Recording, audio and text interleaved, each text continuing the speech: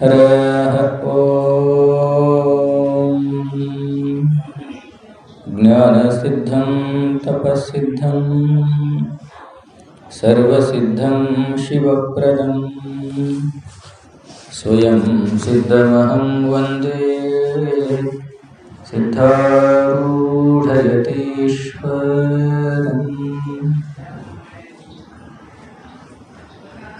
आदि में परम पूज्य प्रातः स्मरणीय श्रोत्रिय ब्रह्मनिष्ठ सच्चिदानंद घन सद्गुरुदेव के दिव्य चरणारविंदों को हृदय में स्थापित और धारित करते हुए इस सनातन धर्म का एक जागृत दृष्टांत के रूप में उभरा हुआ 144 साल के पश्चात आया हुआ इस महाकुंभ पर्व के निमित्त काशी ज्ञान सिंहासन का शाखा मठ इस तीर्थराज प्रयाग के अधिष्ठात्र देव भगवान राजराजेश्वर के अधिष्ठान को तथा इस तीर्थराज के अधिष्ठात्र देव वेणी माधव और जिन पवित्र मातृ शक्तियों के कारण ही इसको तीर्थराज के रूप में प्रसिद्धि मिली है, ऐसे माँ भगवती गंगा, यमुना तथा गुप्तगामिनी भगवती सरस्वती के दिव्य करुणामयी पावनमयी उस अंतःकरण को भोरे भोरे प्रणाम करते हुए जिन महापुरुष के निमित्त, जिन महापुरुष के संकल्प के कारण इस तीर्थराज प्रयाग जंगमवाड़ी मठ का पूर्णतः जीर्णोद्धार हुआ है, हजारों लाखों भक्तों के लिए अनुकूलता प्रदान हुआ है, ऐसे वर्तमान महासन्निधि जी 1008 श्री डॉक्टर चंद्रशेखर शिवाचार्य भगवत पूज्यपाद महासन्निधि जी के दिव्य पवित्र पादारविंदों में नतमस्तक होते हुए बहुत सुदूर से आए हुए और बहुत साल पीठ में सेवा करते आ रहे षटस्थल ब्रह्म ओंकार सिद्ध शिवाचार्य स्वामी जी के चरणों में प्रणाम करते हुए उसी भांति निस्वार्थ भाव से बहुत सालों से इस प्रयागराज जंगमवाड़ी मठ के भजना मंडली राजराजेश्वरी मातृशक्ति को भी और एक बार प्रणाम करते हुए इस महाकुंभ के निमित्त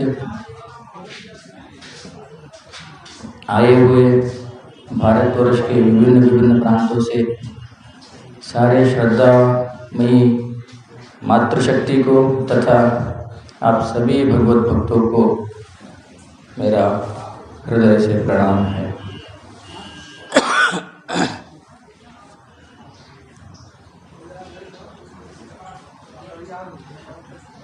आचार्य भगवान ने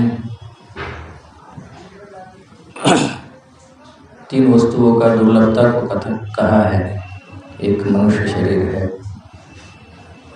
एक मुमुक्षुत्व है और एक सत्संग है। अनायास रूप से जो भी इस श्रीपीठ में रह रहे हैं उनके लिए सन्निधि जी का कृपा से सायं धर्म गोष्ठी का आयोजना किया गया है। उसी के ही एक भाग के रूप में आज सायं धर्म गोष्ठी चल रही है। श्रुति भगवती कहती है, इह चेद अवेदिन अथ सत्यमस्ति नो चेद इह वेदिन महती विनष्टि।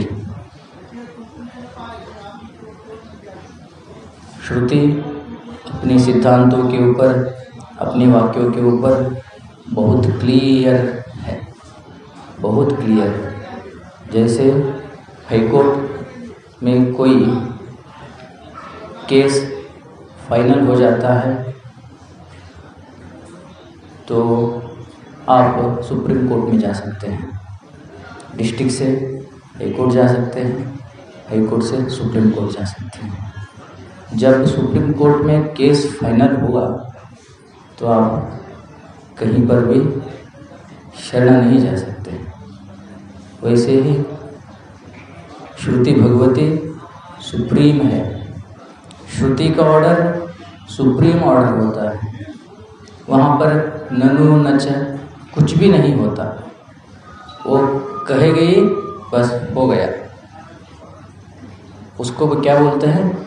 वेदवाणी बोलते हैं, वेद वाक्य बोलते हैं। तो उसमें क्या कह रहे हैं श्रुति? यह चेद अवेदिन अथ सत्यमस्ति। हमें मिला है यह शरीर, तो इस शरीर में ही उस परम तत्व को प्राप्त कर लेना। यह श्रुति कह रही है यह चेद अवेदिन, अगर इस शरीर में, इस शरीर से, इस शरीर का सदुपयोग करते हुए उस परम पद को प्राप्त किए तो इसका साफल्य हुआ। अगर नहीं किए तो फिर से इस शरीर के निचले स्तर की यात्रा करना पड़ेगा। सदुपयोग से ऊपरी स्तर की यात्रा होती है, दुरुपयोग से निचले स्तर की यात्रा होती है। जैसे एक पुलिस कांस्टेबल है तो उसकी ड्यूटी के आधार पर, उसके निष्ठा के आधार पर, उसके करेक्शन विथआउट करेक्शन के आधार पर उसको प्रमोशन होती रहती है।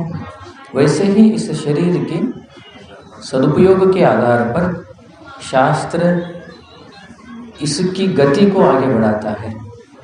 इसकी गति कब तब तक नहीं रुकती है जब तक इसकी पूर्णतः सदुपयोग नहीं हो सकता। इसलिए श्रुति कहा यह चेद अवेदिन अत सत्यमस्ति नो चेद यह अवेदिन महति नष्टि प्रेत्यास्मलोकात् अमृतात्। अगर इसका सदुपयोग हुआ तो एक ही अर्थ है, वह व्यक्ति उस सत्य, उस चित्त, उस आनंद घन परमात्मा को प्राप्त कर सकता है। अगर इसका दुरुपयोग हुआ, असत्य, जड़ और दुखात्मक जो प्रपंच है उसमें लिपटा रहता है। जैसे समझिए कि एक अरण्य है, हजारों साल से वहाँ पर कीचड़ पड़ा है। अगर अरण्य में कीचड़ पड़ा तो इतना वह चिपकाहट से भरा रहता है, उसमें कोई भी एक बलाढ्य प्राणी भी गया तो बाहर आना बहुत दुस्तर हो जाता है। उस कीचड़ में फंसा हुआ अत्यंत बलिष्ठ प्राणी जो है हाथी, उससे बाहर आने का चेष्टा कर रहा है। जितना चेष्टा में रत है उतना ही उस कीचड़ में फंसा रहता है। वैसे ही मनुष्य शरीर का है। हम उसी प्रकार अज्ञान, अविद्या, अंधकार में लिपटे पड़े हुए हैं। इससे बाहर आने का जितनी भी हम संसार के प्रति चेष्टा करेंगे उतनी ही हमारा जो है पैर उसमें फिसलते जाएंगे। परंतु एकमात्र आश्रय है, जैसे गजेंद्र मुक्त हुआ है। गजेंद्र को हाथी रूपी गजेंद्र को एक कछुए ने, एक क्या बोलते हैं उसको, मुसोड़े पकड़ा था, मगरमच्छ पकड़ा था। तो उस मगरमच्छ से छुटकारा पाने के लिए गजेंद्र ने भगवान की शरण में गए।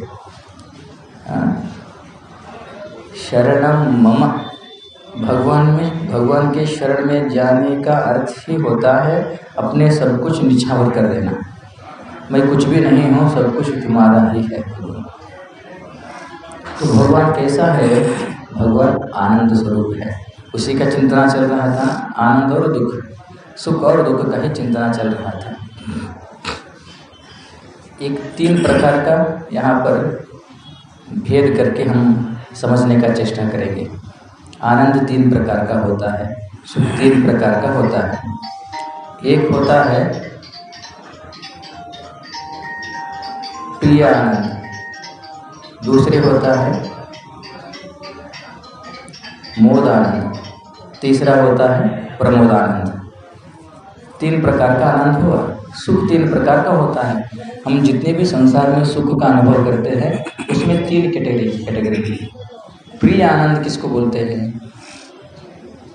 हमें देखने से जो आनंद मिलता है, हमें सुनने से जो आनंद मिलता है, हमें उसको क्या कहते हैं? प्रिय आनंद बोलते हैं।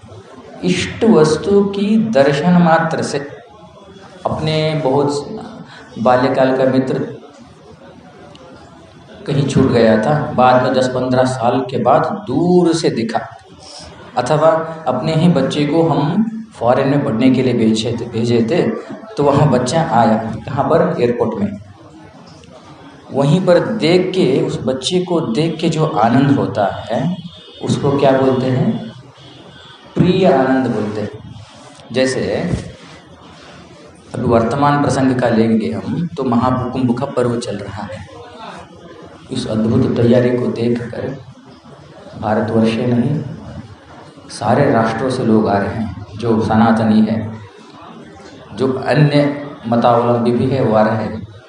तो वहाँ इस दायरे में जब आएंगे, ट्रेन से आए, बस से आए, पैदल आए, अपनी व्यक्तिगत गाड़ी लेकर के आए, कैसे भी आए, इस जोन में जो 15 किलोमीटर के दायरे में जो यहाँ फैला हुआ अद्भुत नज़ारा है, उसको देखकर जो आनंद होता है उसको दर्शनीय आनंद बोलते हैं। देखकर आनंद होना, उसको प्रिय आनंद बोलते हैं। क्या बोलते हैं? प्रिय आनंद। ये एक प्रकार का आनंद है, ये एक प्रकार का सुख है। सुख तो हो रहा है ना, उसको क्या बोलते हैं? प्रिय आनंद। उसके बाद आता है प्रमोद आनंद, मोद आनंद बोलते हैं। मोद आनंद किसको कहते हैं? गाड़ी 15 किलोमीटर दूर में रुकवा दिया, तो रो रहा है, अभी अंदर आना है ना, 40, 50, 60 साल हो गया है, लगेज ढोते हुए आना है। देखकर तो आनंद हुआ इस नज़ारा को, परंतु वहाँ से पैदल चल के आना है अभी, है ना, उसकी तकलीफ अंदर है। लगेज ढोते हुए आ रहा है, कहाँ तक आया? संगम के कश्यप द्वार, तत्पश्चात नंदी द्वार, तत्पश्चात कहाँ आया? संगम तट पे आया। अभी गंगा जी थोड़ी ही दूर पे है, बस एक छलांग मात्र है। किसमें? त्रिवेणी में। बस एक छलांग मार दिया, हो गया। परंतु छलांग मारने से पूर्व जो आनंद होता है ना, अब मैं पहुंच गया हूँ, अब कोई इस आनंद को मेरे हाथ से छुटा नहीं पाएगा। ऐसे सिचुएशन जब क्रिएट होता है उसको क्या बोलते हैं? मोद आनंद बोलते हैं। जैसे कोई, हमें जामुन बहुत पसंद है, होटल में गए, बैठे थे हमारे टेबल पर, दूसरे के टेबल पर जामुन आया, देखे, प्रिय आनंद हो गया, आहा लाल टपक रही है ना। ऑर्डर दे दिए हम, अरे जामुन ले आओ बाबा, तो वो मेरे टेबल पे ही ला के रख दिया। अब मेरा हो गया है, मैं ही ऑर्डर दिया हूँ उसको भी, तो ये इसको क्या बोलते हैं? मोद आनंद बोलते हैं। अभी खाया नहीं हूँ मैं, देख रहा हूँ हाथ में है, गंगा जी में डुबकी नहीं मारा हूँ, अभी तट पे हूँ मैं, उस आनंद को क्या बोलते हैं? मोद आनंद बोलते हैं। अब हो गया, अब देखिए हमारा सहन सीमा जो है, सहन करने की ख़त्म हो गई। जामुन हाथ में है, मुंह में रखने की ही है, गंगा जी है, एक डुबकी मारना ही है ना। अद्भुत इस संसार की एक इतने श्रेष्ठ डुबकी है अभी मारने का, कुछ ही क्षणों में संपन्न होने वाला है। तो अंदर जाके 3 डुबकी मार ही दिया।